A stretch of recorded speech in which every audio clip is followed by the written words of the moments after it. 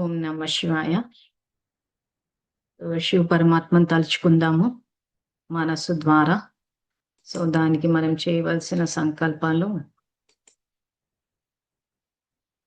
నేను ఆత్మను, శాంతి స్వరూపాన్ని, శివ్ పరమాత్మ నా తండ్రి. అందరూ నాతో పాటు చేయండి. కొంత సమయాన్ని కేటాయించుకోండి మీకోసము. నేను ఆత్మను, శాంతి స్వరూపాన్ని, శివ్ పరమాత్మ నా తండ్రి.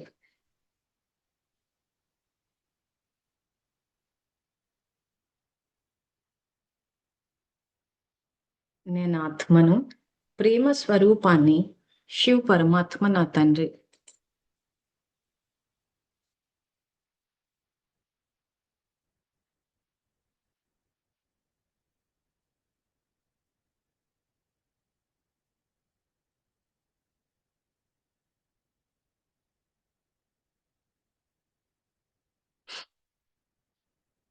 మీ పొజిషన్ ఈ రకంగా ఉండాలి. నిన్న మనం దీని గురించి విస్తారంగా తెలుసుకున్నాము. ఆలోచన ద్వారా భగవంతుడికి కనెక్ట్ అయినప్పుడు మన యొక్క స్థితిని ఆయన యొక్క స్థితితోటి అనుసంధానిస్తున్నాం. మనం ఇక్కడ కొత్తగా ఏమీ క్రియేట్ చేసేది లేదు. మనం కొత్తగా ఏదో కొత్త విషయాలు తెలుసుకోవడం ఏం లేదు. మన తండ్రిని తలుచుకుంటున్నాం. అంటే మన యొక్క ఆత్మని తండ్రి యొక్క స్థితి, అంటే ఆయన స్థితికి మన స్థితిని తీసుకురావాలి. తండ్రి ఇక్కడ పరమాత్మ, అంటే ఆత్మలందరికీ తండ్రి. ఆయన దైవీ స్థితిలో, దైవ శక్తితోటి ఆ స్థితిలో ఉన్నప్పుడు మన స్థితిని కూడా ఆయనకు సమానంగా తీసుకురావాలి. ఇప్పుడు ఎలా ఉందంటే తండ్రి స్థితి ఇక్కడ, అంటే దైవశక్తి ఇక్కడ ఉంటే మనది, అంటే నేను చూపించడం యాక్చువల్గా చెయ్యి కెమెరాకి కవర్ అవ్వాలన్నట్టు ఇక్కడ చూపిస్తున్నాను, కానీ యాక్చువల్గా ఇంకా కిందికి ఉంది. అంటే పూర్తిగా దేహస్థితిలో ఉన్నాం. అంటే మన యొక్క ఫ్రీక్వెన్సీని, మన ఆలోచన యొక్క తరంగాలని తండ్రితో సమానంగా తీసుకురావాలి. అంటే అప్పుడు ఏం చేయాలి? నేను ఆత్మని, శాంతి స్వరూపాన్ని, అంటే ఆత్మ స్వధర్మానికి సంబంధించిన ఏది చేసినా ఆయనలోని శక్తి మనతో వచ్చినప్పుడు ఆయనము మన అంటే భగవంతుడికి మనకు యాక్చువల్గా ఏ డిఫరెన్స్ లేదు శక్తిలో, కానీ మనం ఏంటంటే దేహం అన్న స్థితికి రావడం వల్ల పడిపోయాం. ఆయనకి మనకున్న ఒకే ఒక తేడా ఏంటంటే ఆయన జన్మ తీసుకోరు, మనం తీసుకుంటాం. అందుకే ఆ జన్మాహం అంటే నేను జన్మ తీసుకోను. మనం ఆల్రెడీ పరమాత్మ తత్వం గురించి శ్లోకాలు తెలుసుకున్నాము. నిరాకారుణ్ణి. మానవ రూపంలో వస్తాను, వచ్చినప్పుడు పరిహాసం చేస్తారంటే భగవంతుడు ఇక్కడ వ్యక్తి కాదు, ఒక శక్తి.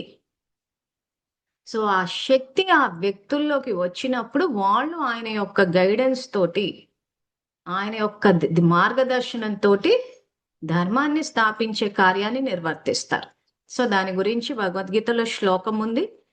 ఇప్పుడు ఏ రకంగా భగవద్గీతలో ఇప్పుడు సాంఖ్య యోగ, విషాద యోగము, వీటన్నిటిని ఎలా విస్తారంగా చెప్తున్నామో భగవంతుని గురించి కూడా చెప్పాము. ఆ ధర్మస్థాపన ఎలా జరుగుతుందో కూడా మనము డీటెయిల్ గా కల్కి అవతరణ ద్వారా తెలుసుకుందాం.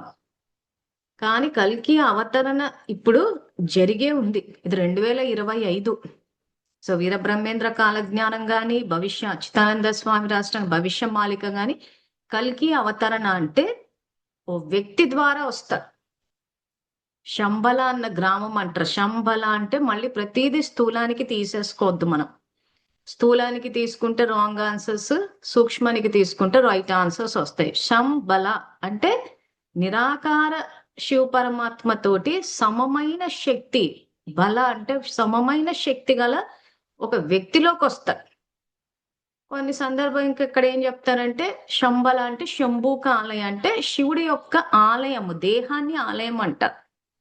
అలా వ్యక్తుల్ని వాళ్ళనే ఫలానా వ్యక్తుల్లోకి ఎందుకు వస్తారంటే వాళ్ళు ఆజ్ఞాకారులై ఉంటారు ఆయనకి. అంతే తప్పితే వాళ్ళకేదో ఆయన ప్రాముఖ్యత ఇచ్చి మనకి ఇవ్వడం కాదు. ఈ రోజు మనలో ఉన్న ఒక ఆత్మతోటి ఆయనకి కనెక్ట్ అవ్వడమే ఇబ్బందిగా ఉంది. ఏ చిన్న సమస్య వచ్చినా ఓ మాట అన్నా ఇంకా మనం తట్టుకోలేము. నన్ను ఇంత మాట అంటారా అని చెప్పేసి మనకు భగవంతుడి మీదే కోపాలు వచ్చేస్తూ ఉంటాయి చాలా మందికి. లేదా అర్థం చేసుకునేటప్పుడు ఆ స్థూలంగా, అంటే శరీరాన్ని హింస పెట్టుకోవడం. మనం ఆల్రెడీ శ్లోకం చూసుకున్నాం. ఎవరైతే అసురీ స్వభావం గల వాళ్ళు ఉంటారో వాళ్ళు దేహాన్ని హింస పెట్టుకుంటారు అని చెప్పి, అంటే ఆ స్థాయిలో ఉన్న వాళ్ళ శరీరంలోకి భగవంతుని శక్తి వస్తే తట్టుకోగలరా? సో కాబట్టి ఎవరైతే ఆయన సత్యమైన భక్తులున్నారో, ఆజ్ఞాకారులున్నారో ఇంకా ఆయన ఎంత చెప్తే అంత అన్నమాట వాళ్ళకి.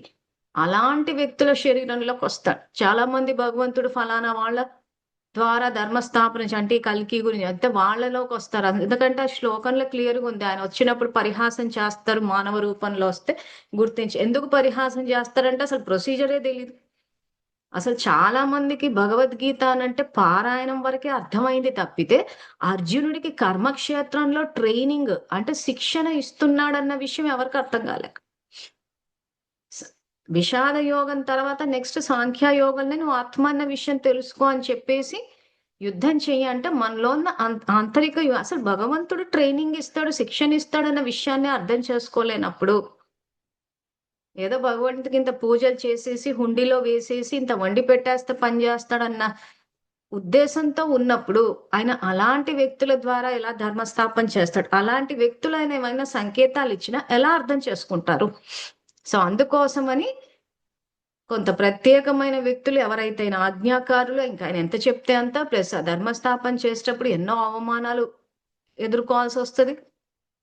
సో, తండ్రి కోసము, లోక కళ్యాణం కోసము ఆ అవమానాలు గూడా భరించా అలాంటి సత్యమైన భక్తులు, ఆజ్ఞాకారులని చూసుకొని వస్తాడాయన. సో, కాబట్టి ఎవరికైనా ప్రశ్నుంటే ఎవరి దాంట్లోకొస్తారంటే మిమ్మల్ని మీరు ఒక్కసారి చూసుకోండి. నిజంగా ఎవరన్నా ఓ మాట అంటే తట్టుకోగలుగుతున్నామా? ఇప్పుడు ఈ పద్ధతి ఏదైతే జ్ఞాన మార్గం ఉందో, ఈ జ్ఞాన మార్గంలో డైరెక్ట్‌గా నిరాకారుడికి కనెక్ట్ అయిపోతే అసలు ఈ జ్ఞానం అన్నది మనకి ఉద్భవిస్తది. ఆ స్థితిలో ఉన్నామా అని మనల్ని మనం చెక్ చేసుకుంటే వాళ్ళ ద్వారా ఎందుకు చేస్తున్నాడు, వీళ్ళ ద్వారా ఎందుకు చేస్తున్నాడు అనే ప్రశ్నలే రావు. సో, కాబట్టి ఏది చెయ్యాలన్నా ఫస్ట్ స్టెప్ మనసు ద్వారా తండ్రికి కనెక్ట్ అవ్వడం. అది కూడా నిరాకారుడిని కనెక్ట్ అవ్వడం. సో, ఎందుకు నిరాకారుడు అన్నది మనం ఆల్రెడీ చెప్పుకున్నాం. అయినా నేను మళ్ళొక్కసారి మీ కోసం చూపిస్తాను శ్లోకాలు.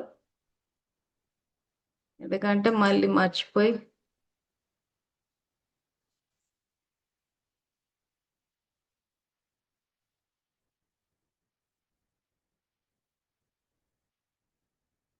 సో, సర్వోత్తమం శాశ్వతమైన పరమాత్మనే అంటే ఆత్మలందరికీ పరమాత్మ అంటే సుప్రీం అన్నమాట. పరం అంటే సుప్రీంనే బ్రహ్మమని ఆత్మ పరమాత్మ తత్వాన్ని ఆధ్యాత్మికమని చెప్తారు. ఇక్కడ మళ్ళీ భక్తి గురించి చెప్పట్లేదు.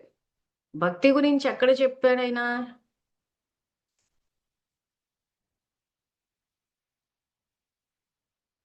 సో, ఇక్కడ పరమపురుషుని అవ్యక్త నిరాకార తత్వమునందు ఆసక్తమైన చిత్తము గలవారికి శ్రమ ఎంతో ఎక్కువ.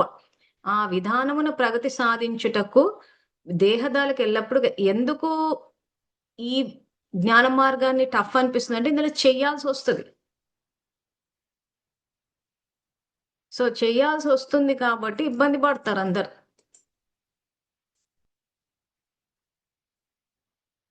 సో, ఇదిగోండి స్క్రీన్ షేర్ చేస్తున్నాము. పరమపురుషుని 12వ అధ్యాయము 5వ శ్లోకం ఇది భక్తి యోగం.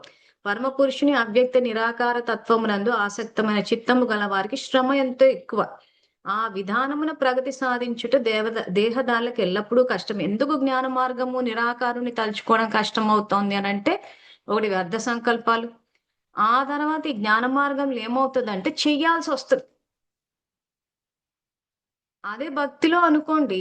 ఏదో పూజా విధి విధానాలు చేసేసి, పూజలు జేసేసి, ఆ తర్వాత అష్టోత్తరాలు అవి ఏవైనా చదువుకునేసి, ఆ తర్వాత ప్రసాదాలు వండుకు తింటే అక్కడికి అయిపోయిందనుకుంటున్నారు. కానీ యాక్చువల్‌గా అక్కడి నుంచైనా సెకండ్ స్టెప్‌లో భగవంతుని తలుచుకోవాలి. కానీ ఇక్కడ ఏమవుతుందంటే జ్ఞాన మార్గంలో, ఆ జ్ఞానులు అది తెలుసుకొని దాన్ని ఆచరణలోకి తీసుకొస్తారు. తీసుకొచ్చి, ఆ తర్వాత నెక్స్ట్ ఆయన ధర్మస్థాపనకు అవతరించినప్పుడు ఆయనకు సంయోగం ఇస్తారు. కల్కి అవతరణ. కల్కి టీమొస్తాడు. కల్కి ఒక్కడే వచ్చి కూర్చొని అన్ని చెయ్యరు. సో, 'భవిష్యమాలిక' అన్న పుస్తకం లింక్ గూడా మేము వాట్సాప్ గ్రూప్‌లో పెట్టాము. ఒకసారి చదివి చూడండి. మేము గూడా దాని గురించి వివరంగా చెప్తాము. ఎందుకంటే, ఈ భగవద్గీత, ప్రాక్టికల్ లైఫ్ అనేవి టైమ్ పాస్ కోసం పెట్టలేదు. ఎవరైతే నా సత్యమైన భక్తులున్నారో, అంటే ఎవరైతే జూమ్ ద్వారా గాని, యూట్యూబ్ ద్వారా గాని విన్నారో, ఆ భక్తులకి ఏమైద్దంటే ఇలాంటి విన్నప్పుడు టచ్ అయ్యి మళ్ళీ వాళ్ళు సేవ చేయనీకొస్తారు. సో, ఇలా మొత్తం విశ్వమంతా ఎక్కడెక్కడెక్కడో ఈ జ్ఞానం బయటకొస్తూ ఉంటది. వచ్చినప్పుడు ఆ భక్తులంతా ఒక స్టేజ్‌లో ఒక దగ్గరకొస్తారన్నమాట. సో కాబట్టి మీలో కూడా ఎవరికైనా పరమాత్మని యథార్థంగా తెలుసుకుని ఆయనతో పాటు విశ్వ పరివర్తన కార్యంలో భాగస్వామ్యం తీసుకోవాలి అంటే మాత్రం ఈ భగవద్గీత ప్రాక్టికల్ లైఫ్ అన్న సిరీస్ లో చెప్పే ధర్మాన్ని మీ జీవితంలో ఆచరించాల్సి వస్తుంది, ప్రాక్టికల్ లైఫ్ లోకి తేవాల్సి వస్తుంది. లేదు మాకు సాధారణ జీవితం పర్లేదు, ఏదో ఇలాగే అందరిలాగా సృష్టిలోకి వస్తాము, అందరితో పాటు కొట్టుకుపోతాం అంటే అది సాధారణ జీవితం. లేదు పరమాత్మ సాంగత్యాన్ని చూడాలి, అసలు ఈ కలికి అవతరణ ఎలా ఉంటది, ఏ రకంగా చేస్తాడు, ఇవన్నీ దగ్గరుండి చూడాలి, భగవంతుని యొక్క సాక్షాత్కారం జరగాలంటే మాత్రం కొంత ప్రయత్నం అన్నది ఉండాలి, మనసు స్వచ్ఛంగా ఉండాలి, ఆజ్ఞాకారులమై ఉండాలి. అప్పుడే ఆయన వరకు దగ్గర వరకు వెళ్ళగలుగుతాం. సో అవన్నీ కూడా మీకు రాబోయే క్లాసెస్ లో ఆ భవిష్యమాలిక పుస్తకాన్ని నుంచి మీకు అన్ని స్క్రీన్ షాట్స్ వేసి చూపిస్తాము. సో ప్రస్తుతానికి మాత్రం ఈ క్లాస్ లో ఏదైతే చెప్తున్నామో స్వధర్మంలోకి రండి అని చెప్పేసి, ఆ స్వధర్మంలోకి రావాలి అని అంటే నిరాకారుడికి కనెక్ట్ అవ్వాలి, ఆత్మలోకి శక్తి వస్తుంది. అదే మీకు ఇందాక ఇక్కడ వీడియో వేసి చూపిస్తున్నా.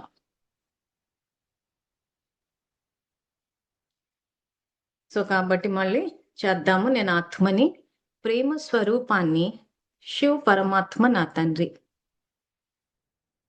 సో ఇప్పుడు అందరికీ ఎందుకు నిరాకారుని తలుచుకోవాలన్న విషయం మీద క్లారిటీ వచ్చింది అనుకుంటున్నాను. సో భక్తి మార్గంలోని దేవి దేవతలు, విధి విధానాలు ఇవన్నీ తర్వాత తెలుసుకుందాము. అప్పటికి కొంచెం నేను కవర్ చేశాను. మీరు ఇంట్లో పనులు చేసేటప్పుడే భక్తి నుంచి వచ్చేవాళ్ళు అలా చెయ్యాలి, జ్ఞానం నుంచి వచ్చేవాళ్ళు నిన్నటి క్లాస్లో నిన్నటి ఎపిసోడ్ చూడండి, విస్తారంగా చెప్పాను ఈ వీడియో పెట్టి. మీరు ఉదయం నిద్ర లేవగానే జ్ఞాన స్నానము, సో అది ఏ రకంగా చేస్తారు, ఇప్పుడు మనం ఏదైతే స్వధర్మానికి సంబంధించిన సంకల్పాలు ఉన్నాయో అవి చేస్తాం. సో నేను ఆత్మను, ప్రేమ స్వరూపాన్ని, అందరూ నాతో పాటు చేయండి. నేను ఆత్మను, ప్రేమ స్వరూపాన్ని, శివ్ పరమాత్మ నా తండ్రి. నేను ఆత్మను, పవిత్ర స్వరూపాన్ని, శివ్ పరమాత్మ నా తండ్రి.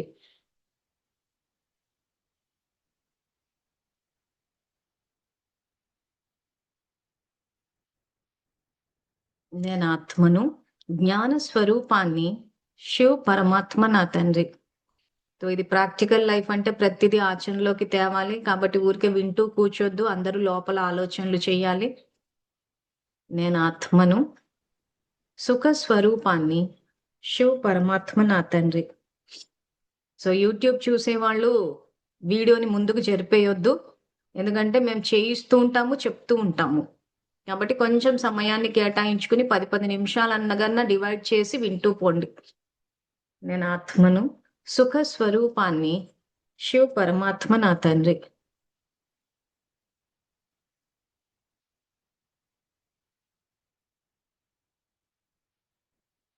నేను ఆత్మను, ఆనంద స్వరూపాన్ని, శివ్ పరమాత్మ నా తండ్రి.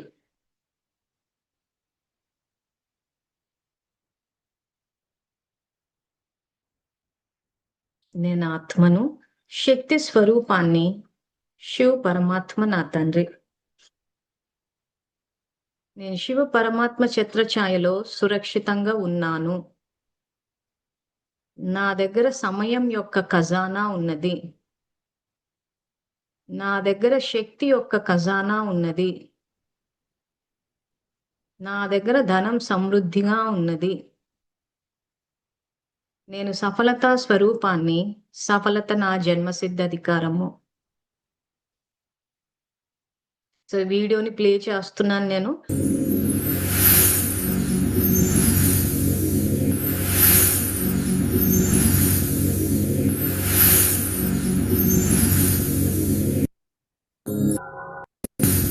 సో దీన్ని భక్తి మార్గంలో ఏం చేస్తారంటే చూపించేటప్పుడు భగవంతుడు ఈ రకంగా చేయి పెట్టినట్టు ఈ చేయి నుంచి ఇలాంటి కిరణాలు వచ్చినట్టు చూపిస్తారు.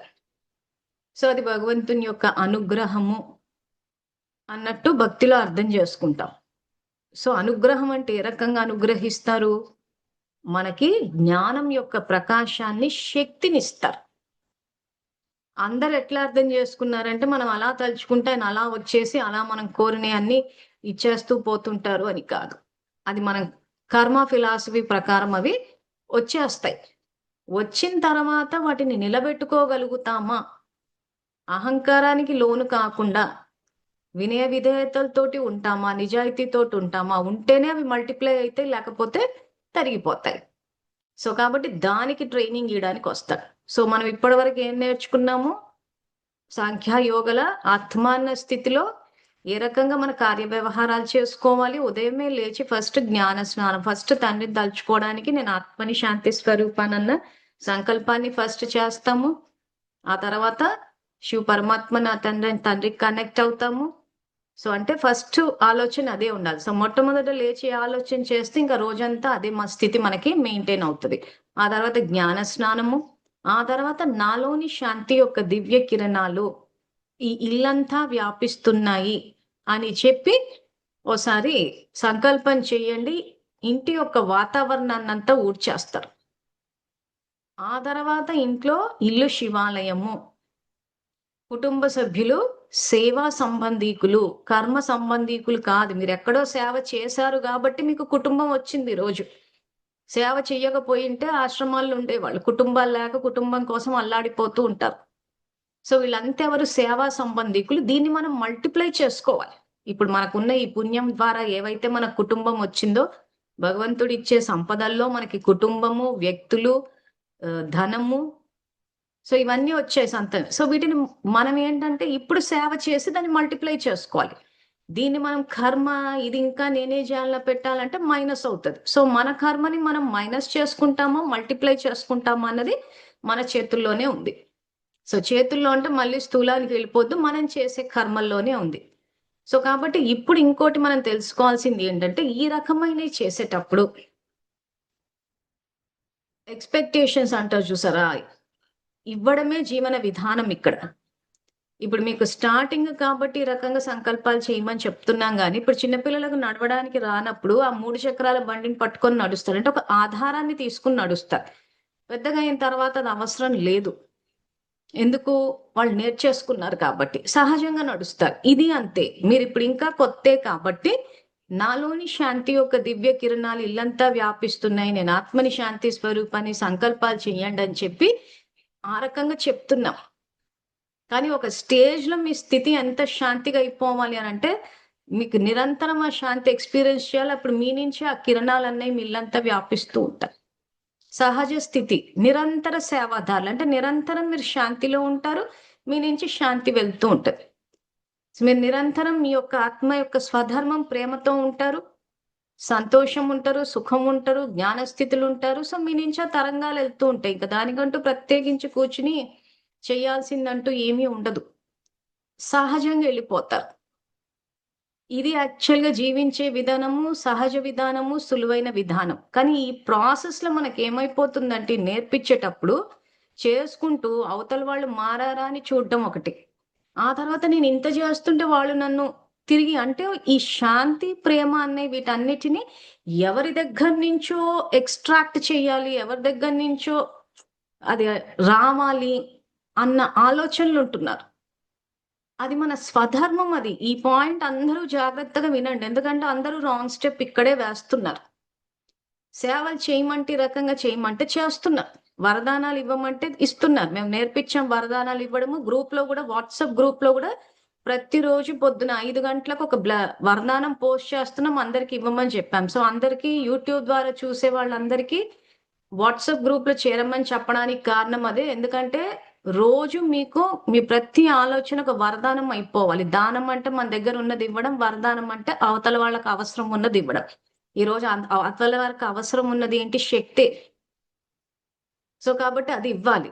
అది మన ఆలోచన ద్వారా ఇస్తాం. సో ఆ వరదానాలన్నీ రోజు ఉదయం 5 గంటలకు వాట్సాప్ గ్రూప్‌లో పోస్ట్ చేస్తుంటే, గ్రూప్‌లో ఉన్న వాళ్ళు అవన్నీ తీసుకొని మీ సోషల్ మీడియాస్‌లో వెయ్యండి. అంటే వాట్సాప్ గ్రూప్స్‌లో గాని, మీ వాట్సాప్ స్టేటస్ గాని, ఇన్‌స్టాగ్రాము, ఎక్స్ లేకపోతే ఫేస్‌బుక్. సో మీ ద్వారా వరదానాలు ఎళ్తే అవన్నీ మల్టిప్లై అయ్యి మీకొస్తాయి. సో ఇప్పుడు ఇక్కడ సమస్య ఎక్కడొస్తుందంటే చేసేవాళ్ళకి, ఇవన్నీ చేసేటప్పుడు మాకు తిరిగి వీళ్ళు చెయ్యట్లేదు. సపోజ్ మీరిప్పుడు నేను చెప్పిన పద్ధతులంతా ఇంట్లో చేశారు అనుకోండి. చేసినప్పుడు ఏమైతదంటే, మీకు మార్పు తెలుస్తూ ఉంటది. మీలో ఇంకా శక్తిని పెంచడానికి మీ ఇంట్లో వాళ్ళు పరీక్షలు గూడా పెడుతూ ఉంటారు. సో పెట్టినప్పుడు ఏమవుతుంది, అది పరీక్ష అనుకుని మీరు మీలోని శాంతిని తీసి వాడుతూ పోవాలి. అంతేగాని నేను చేస్తున్నాను కాబట్టి నువ్వు చెయ్యి అని ఏదైతే ఎక్స్పెక్టేషన్స్ ఉంటాయో, ఆకాంక్షించడం ఉంటదో, ఇక్కడే సమస్య వస్తుంది. వెంటనే ఫలం వచ్చేయాలా అంటున్నారు. సో ఇక్కడ మీరు తెలుసుకోవాల్సింది ఏంటంటే, ఈ కర్మ ఫిలాసఫీ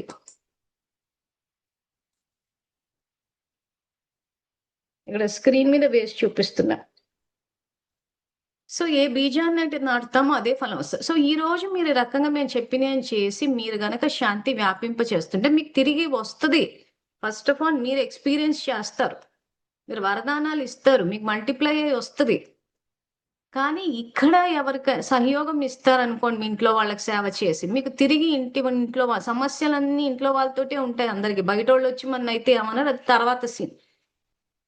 ఈ ఎక్స్పెక్టేషన్స్ ఏవైతే ఉన్నాయో, అంటే నేను ఇంత చేశాను నాకు చేయలేదు, ఇక్కడే సమస్య వస్తుంది. సో ఈ రోజు ఇవన్నీ మీరు చేస్తుంటే మీ పుణ్యం ఖాతా జమ అవుతుంటది కాబట్టి మీరు వద్దన్నా తిరిగి వస్తుంది. కానీ అది ఎక్కడి నుంచి వస్తుంది, ఏ వ్యక్తుల నుంచి వస్తుంది అన్నది కర్మ ఫిలాసఫీ ఇక్కడ భగవంతుని చట్టాల ప్రకారం నడుస్తుంది. ఇప్పుడు మీరు ఫలానా వ్యక్తికి ఇచ్చాను అనుకోండి, ఇప్పుడు నేను ఒక ఏ అన్న వ్యక్తికి ధైర్యాన్ని ఇచ్చాను అనుకోండి, ఏ అన్న వ్యక్తికి ఏదైనా సహాయం చేశాను అనుకోండి, అది ఏ నుంచే తిరిగి రావాలని రూల్ లేదు. ఈ పాయింట్ అందరూ అర్థం చేసుకోవాలి. ఎందుకంటే ఇంట్లో వాళ్ళ విషయానికి వచ్చేసరికి మీరు అంత చేస్తూ ఉంటే ఇంట్లో వాళ్ళ నుంచి అది తిరిగి రాకపోయేసరికి నేను ఇంత చేసి లాభం ఏంటి అని చెప్పి నీరసపడిపోతున్నారు, చెయ్యడం మానేస్తున్నారు. ఇప్పుడు మీరు ఇంట్లో వాళ్ళకి మీరు శాంతితోటి ఉన్నారు, కానీ అవతల వాళ్ళు కోపం తెప్పించానట, వాళ్ళ దగ్గర ఉండొద్దా స్టాక్? వాళ్ళ దగ్గర స్టాక్ లేని ఎక్కడి నుంచి తీసుకొచ్చి ఇస్తారు? ఈ పాయింటే అందరూ అర్థం చేసుకోవాలి. ఇది గనక మీరు అర్థం చేసుకుని ఈ కర్మ ఫిలాసఫీ, చాలా మంది చెప్తుంటారు జీవితంలో ఏ ఎక్స్పెక్టేషన్ పెట్టుకోవద్దు అని. ఎందుకు పెట్టుకోవద్దు? ఎందుకు అనంటే ఎలాగో మీకు తిరిగి వస్తుంది కాబట్టి. ఈరోజు మీరు ఎవరికైనా సహాయం చేశారు, మీకు అవసరం ఉన్నప్పుడు వాళ్ళని సహాయం అడిగితే వాళ్ళు ఇవ్వలేదు అనుకోండి, మీకు ఎక్కడి నుంచి అయినా వచ్చేస్తుంది. కానీ మనం ఎవరికైతే సహాయం చేసామో వాళ్ళు మనకు తిరిగి చెయ్యకపోయేసరికి మన మైండ్ డిస్టర్బ్ అయిపోతుంది, మన మూడ్ ఆఫ్ అయిపోతుంది, తిట్టుకోవడం మొదలు పెడుతుంటే నేను ఎంత చేశాను వీళ్ళ కోసము, ఈ రోజు నేను హెల్ప్ అడిగితే చెయ్యట్లేదు, పట్టించుకోవట్లేదు, మాట్లాడట్లేదు, కనీసం ఫోన్ కూడా ఎత్తట్లేదు అన్నది మన పాయింట్. ఈ అలజడిలోకి వెళ్ళిపోయినప్పుడు ఏమైపోతుందంటే మనకి ఇంకెక్కడి నుంచన్నా సంయోగం వచ్చినా మనం దాన్ని గ్రహించలేకపోతాం. ఎందుకంటే మనం ఒకరికి హెల్ప్ చేసామంటే మన ఖాతాలో ఆ పుణ్యం ఉంది, సహయోగ శక్తి ఉంది, ఒకరికి సహాయం చేయడం వల్ల వచ్చిన పుణ్యం ఉంది. కానీ మనం ఫలానా వ్యక్తి నుంచి అది రావాలనుకున్నప్పుడు అక్కడ రాకపోయినసరికి డిస్టర్బ్ అవుతున్నాం. ఆ డిస్టర్బ్ అయినప్పుడు మన ఆత్మనే సపోజ్ భగవంతుడే ఆ టైంకి సంకేతం ఇచ్చాడు అనుకోండి, సమస్య పరిష్కారం ఈ అలజడిలో కనిపెట్టలేకపోతాం. లేదా ఇంకెవరైనా వ్యక్తుల ద్వారా అది సంయోగం వచ్చింది అనుకోండి, ఆత్మ బలహీనం అయిపోయి ఉంది కాబట్టి మనకు మంచి చేయడానికి వచ్చిన వాళ్ళని మోసగాళ్ళుగా అనుకుంటాము, మనల్ని మోసం చేయడానికి వచ్చిన వాళ్ళని మంచోళ్ళని అనుకుంటాం. అందుకే మోసాలు ఎక్కువైపోయినాయి. ఆత్మ బలహీనం అయిపోయేసరికి ఏమైపోయిందంటే పరిశీలన శక్తి, ఎందుకంటే ఎవరికైతే మనం సహాయం చేస్తామో వాళ్ళు మనకు తిరిగి చెయ్యనప్పుడు మనకు కోపం వచ్చేస్తుంది. కోపం వస్తే ఏమవుతుంది, పరిశీలన శక్తి, నిర్ణయ శక్తి రెండు దెబ్బతింటాయి. ఎందుకంటే ఆవేశంలోకి పరధర్మంలోకి వెళ్ళిపోయాం. పరధర్మంలోకి వెళ్ళిపోయినప్పుడు స్వధర్మంలో ఉండాల్సిన ఈ శాంతి వల్ల వచ్చే పరిశీలన శక్తి, నిర్ణయ శక్తి రెండు దెబ్బతిన్నప్పుడు ఏమైందంటే మోసగాళ్ళని మన అనుకూల వర్గం అనుకుంటాము, మనకి సహాయం చేయనీకి వచ్చిన వాళ్ళంతా మనకి వ్యతిరేక వర్గం అనుకుంటాం. అందుకే మోసాలు ఎక్కువైపోయినాయి. అందుకే స్వధర్మంలో ఉండాలి. మనం ఈ రోజు ఒక వ్యక్తికి సహాయం చేసి ఆ వ్యక్తి మనకు తిరిగి చెయ్యకపోతే మనకు కామన్ సెన్స్ ఉండాలి. ఇప్పుడు మనం Bhagavad Gita practical life series classes attend అవుతున్నాము, ఇలాంటివి చెప్పినప్పుడు నోట్ చేసుకోవాలి. ఈ రోజు నేను ఏ వ్యక్తి కన్నా సహాయం చేస్తే ఆ వ్యక్తి నాకు తిరిగి చెయ్యకపోయినా అది ఇంకెక్కడి నుంచి అన్న తిరిగి వస్తుంది. ఆ విషయాన్ని గుర్తించి శాంతితోటి వ్యవహరించాలి. ఇది పుణ్యానికి సంబంధించిన విషయం, మీకు దీని పాపానికి సంబంధించిన విషయానికి చెప్పాను. బి గనక ఏని హింసిస్తే ఏ గనక క్షమించేస్తే ఏంటంటే, క్షమించడం అంటే ఏంటి, ఆ సైకిల్లో నుంచి బయటకు వచ్చే బి ఖాతాలో మాత్రం హింస అలాగే ఉంది కాబట్టి అది ఏ ట్రైన్ యాక్సిడెంటో ఇంకే యాక్సిడెంట్లలో పోతుంది, ట్రైన్తో ఖాతా ఉండదు. ఇది అంతే. పుణ్యం కూడా మనం చేస్తున్నాం వ్యక్తులకి, కానీ వాళ్ళ నుంచి అది తిరిగి రాకపోయినా మన ఖాతాలో పుణ్యం ఉంది కాబట్టి మనకు తిరిగి వస్తది. ఈ పాయింట్ అర్థమైతే అసలు ఎక్స్‌పెక్టేషన్స్, ఆకాంక్షించడం అంటే ఫలానా వాళ్ళు నాకు ఇచ్చేయాలన్నది పూర్తిగా నిల్లయిపోయి మనసు ప్రశాంతంగా ఉంటది. ఇది తెలియకపోవడం వల్ల ఏమైపోయిందంటే నేను వాళ్ళకి చేశాను, వాళ్ళు నాకు తిరిగి ఇవ్వలేదు. ఇదే విషయాన్ని నేను అప్పుల వాళ్ళ విషయంలో కూడా చెప్పాను. అంటే ఇప్పుడు ఈ ఆహ్, కార్మిక్ ఫిలాసఫీ అన్నది దానాలకు పనిచేస్తది గానీ, మరి అప్పులకు నాకు తెలిసైతే పనిచేయదు. ఎందుకంటే అప్పు ఇచ్చి వడ్డీ తీసుకుందాం అనుకుంటున్నా. సనాతన ధర్మంలో అప్పులు, వడ్డీలు లేవు. దానాలే ఉన్నాయి. సో, వాటికి వర్తిస్తది. మీరెవరికైనా దానం చేస్తే వాళ్ళు సహాయం చేశారు. ధన సహాయం అంటే మనకెప్పుడైనా మళ్ళా అవసరం ఉన్నప్పుడు వాళ్ళు తిరిగి ఇచ్చినా, ఇవ్వకపోయినా మనకి ఇంకెక్కడి నుంచన్నా వస్తది. ఇక అప్పుల సంగతి ఏమవుతదన్నది నేను ఆల్రెడీ దాని మీద విస్తారంగా క్లాసులు చేశాను కాబట్టి అవి చూసుకోండి. సో, ఇప్పుడు ప్రాక్టికల్ లైఫ్‌లో మనం ఏదైతే ఉదయం లేసి జ్ఞాన స్నానం చేస్తామో, ఇంట్లో వాళ్ళ నుంచి ఎవ్వరి నుంచి ఏది ఆశించము. నేను ఇది చేశాను కాబట్టి ఇది చాలా పొద్దంతా నేనే చేస్తున్నాను. వీళ్ళు కనీసం ఇంత పని కూడా చేయరు. పని కాదు అది సేవ. మీరు అలా అనుకుని చేస్తూ పోయినప్పుడు మీకసలు అలసటనే రాదు.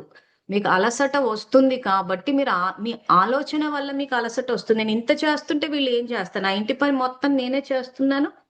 ఇంట్లో ఆయన ఏమీ సహాయం చేయట్లే. ఆయన ఆఫీస్ పని కూడా మనం చెయ్యట్లేదన్న కామన్ సెన్స్ అక్కడ ఆ టైంలో మనకు పని చేయట్లేదు.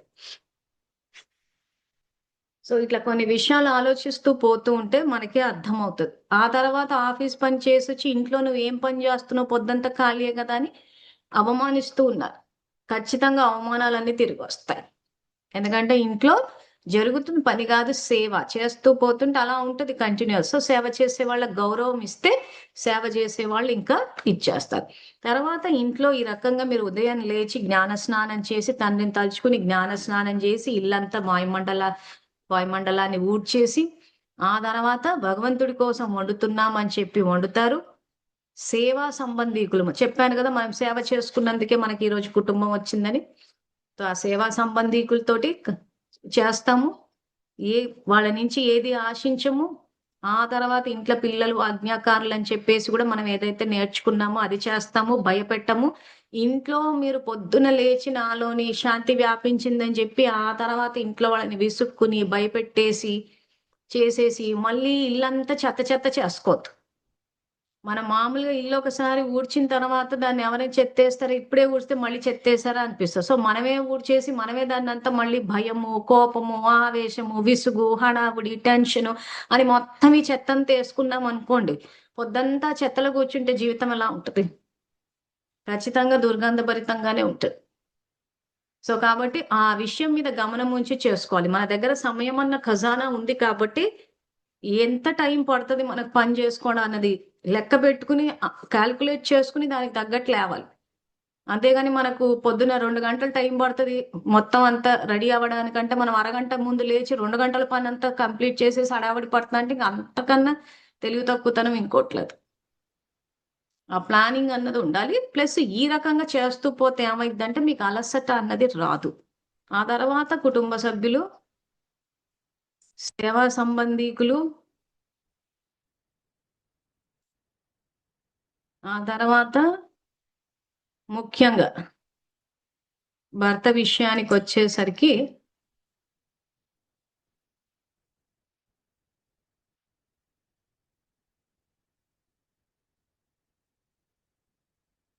స్క్రీన్ షేర్ చేస్తున్నాను.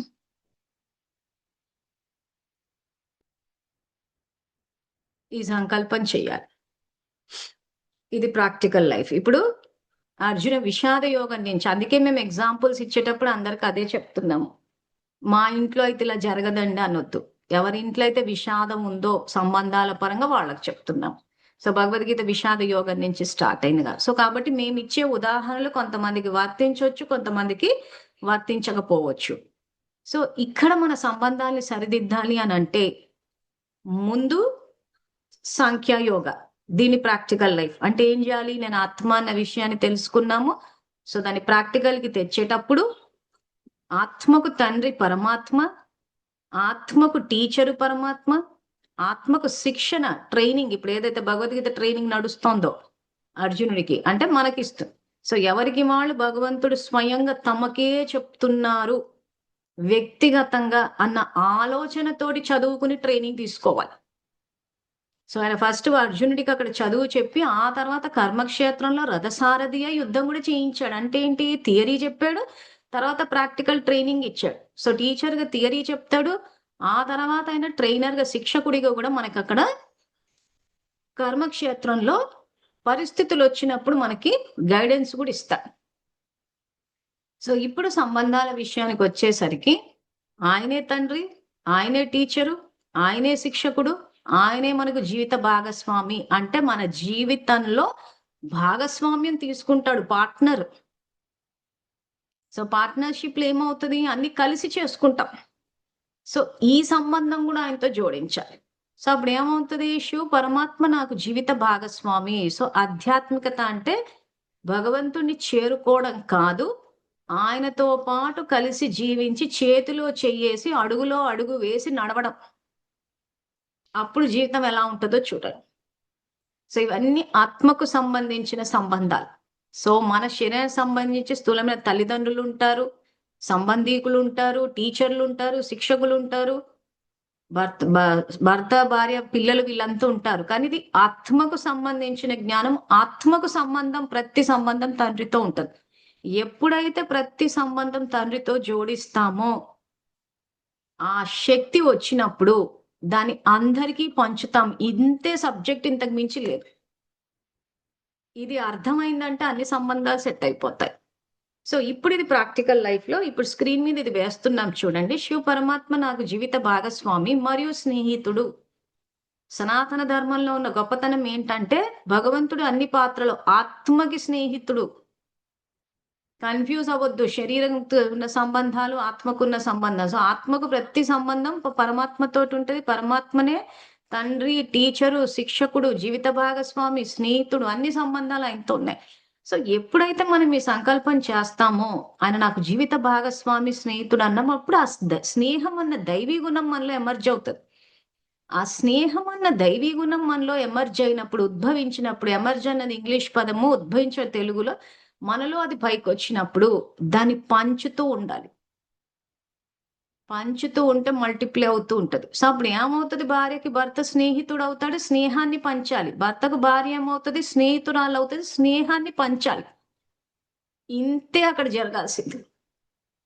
నేను మంచితనంతో ఉన్నాను కానీ నాకు మళ్ళీ తిరిగి రాలేదు అని అంటే, యుగధర్మం కలియుగంలో ఉన్నాం. కలియుగంలో భగవంతుడు అవతరణ జరిగింది, జ్ఞానం వస్తోంది బయటికి. సో ఇప్పుడు మీరు దాన్ని చేస్తూ పోవాలి. నేను ఒక క్లాస్లో ఒక భవిష్యమాలిక వేసి చూపించాను, ఇది సంధి యుగము, సంగమ యుగము అని. ఈ యుగంలో చెయ్యాలి.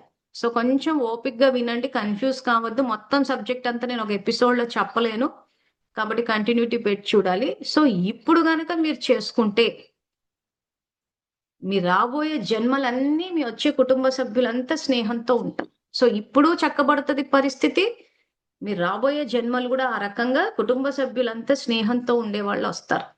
సో నేను మళ్ళీ పాయింట్ రిపీట్ చేస్తున్నాను. శివ పరమాత్మ నాకు జీవిత భాగస్వామి మరియు స్నేహితుడు అని చెప్పేసి సంకల్పం ద్వారా ఆయనతోటి సంబంధాన్ని జోడించినప్పుడు మనలో స్నేహం అన్న దైవీ గుణము ఎమర్జ్ అవుతుంది. ఆ స్నేహాన్ని పంచుతూ పోవాలి. ఇవన్నీ ఏంటంటే sweet emotions, feelings. So Bhagavad Gita ఏం చెప్తోంది ఇక్కడ, మీరు ఆత్మాని తెలుసుకుని మీ స్వధర్మంలో ఉండి ఇస్తూ పోండి. అది అవతల వాళ్ళు తీసుకుంటారా తీసుకోరా తర్వాత సంగతి. ఇవ్వడమే జీవన విధానం. ఇది మీరు ఇస్తూ పోతూ ఉంటే అది మీకు తిరిగి వస్తుంది. అవతల వాళ్ళు తీసుకుంటారా తీసుకోరా, మొహం తిప్పుకుంటారా. కొన్ని సందర్భాల్లో మనం ఏదైనా కొన్ని విషయాల్లో నవ్వినా కానీ అవతల వాళ్ళు మొహం తిప్పుకుంటే అది వాళ్ళు మొహం తిప్పుకున్నారు కదా చేస్తాను, కిరికిరిల టైప్ అన్నమాట. మనం కరెక్ట్ ఉండాలి. ఎందుకంటే మన ఆలోచన యొక్క 4వ ప్రభావం విశ్వం మీద, ప్రకృతి మీద కూడా వెళ్తోంది. ప్రకృతికి సంబంధించినవి కూడా నేను స్లైడ్స్ అన్ని వాట్సాప్ గ్రూప్లలో పోస్ట్ చేశాను, చదివే ఉంటారు అందరూ. క్లాస్ కూడా చేస్తాను.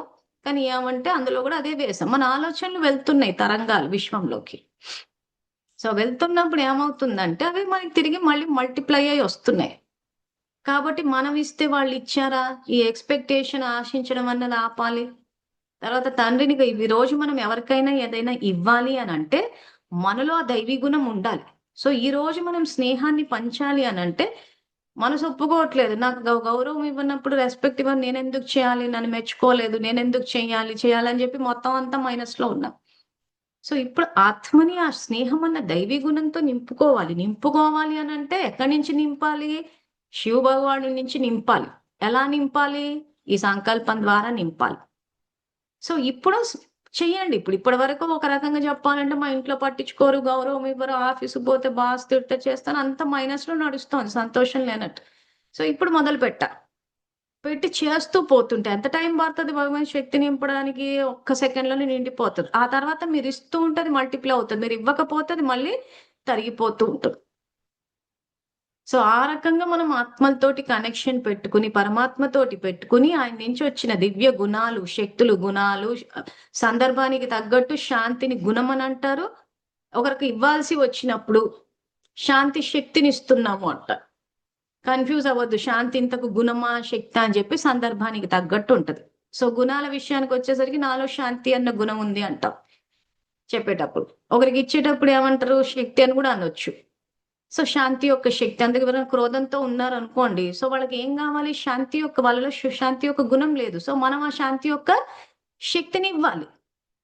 శాంతి యొక్క శక్తిని ఇవ్వాలన్నప్పుడు శక్తి అన్న పదం వాడతారు. సో కాబట్టి గుణము, శక్తికి కన్‌ఫ్యూజ్ అవ్వద్దు. క్లారిటీ ఇచ్చాను నేను.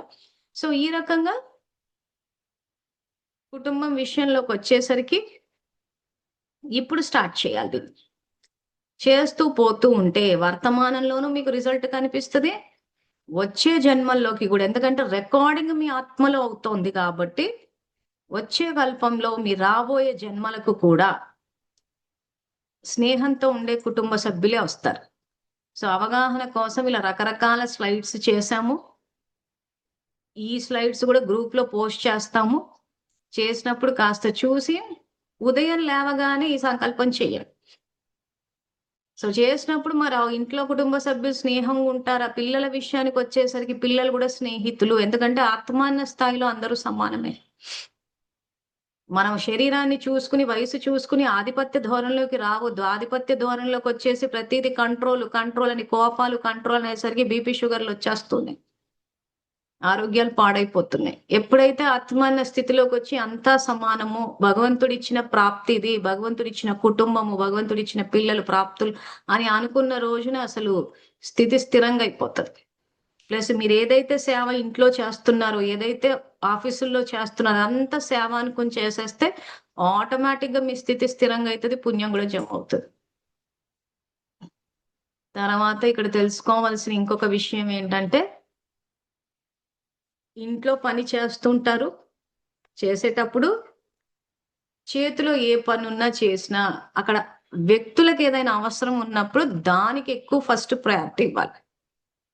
సో అది ఏ రకంగా ఏంటా అని చెప్పేసి మన నెక్స్ట్ క్లాస్‌లో తెలుసుకుందాము. సో ఈ రోజు క్లాస్‌లో మన దినచర్య, ఈ భగవద్గీత ప్రాక్టికల్ లైఫ్‌ని మన కుటుంబంలో ఎలా ఉపయోగించాలన్నదే తెలుసుకున్నాము. కాబట్టి వీడియోని 1, 2 సార్లు చూడండి. ఏమన్నా ఇంపార్టెంట్ పాయింట్స్ మీకు అవసరం అనుకుంటే నోట్ చేసుకోండి. లేకపోతే అలా వింటే అర్థమైనట్టుంటది. ఆ తర్వాత అన్ని మర్చిపోతారు. రాసుకుంటే ఏమైతదంటే ధ్యాస పెడతారు. ఆ పెట్టినప్పుడు ఏమైద్దంటే ఆత్మకు కనెక్ట్ అవుతది. అంటే ఏకాగ్రత పెరుగుతది.